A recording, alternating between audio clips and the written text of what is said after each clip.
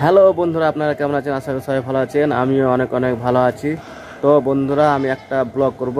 আর যেহেতু আমি এখন বাড়িতে আছি, তো আমি বাড়িতে কিছু গাছ লাগিয়েছি, তো আপনাদেরকে দেখাবো। তো চলুন আমি গাছগুলো আপনাদেরকে দেখাচ্ছি।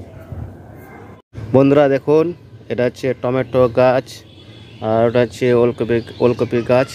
তো দেখুন, টমেটো গাছে ফুল ধরেছে কত সুন্দর।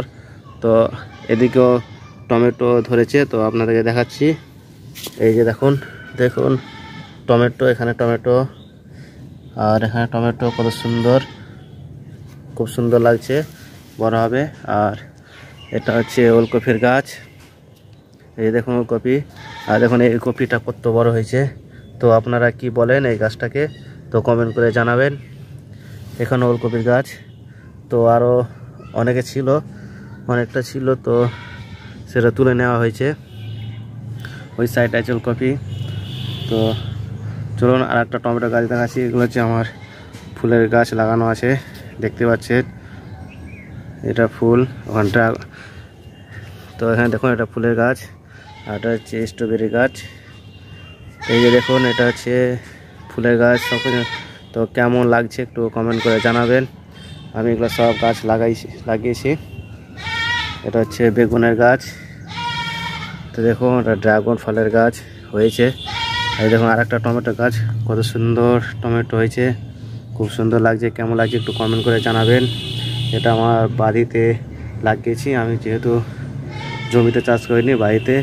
তো দেখুন এটা ফুলের গাছ, এই ফুলের কুড়িগুলো বেরিয়েছে, মানে ফুল বেরোচ্ছে, কত সুন্দর লাগছে।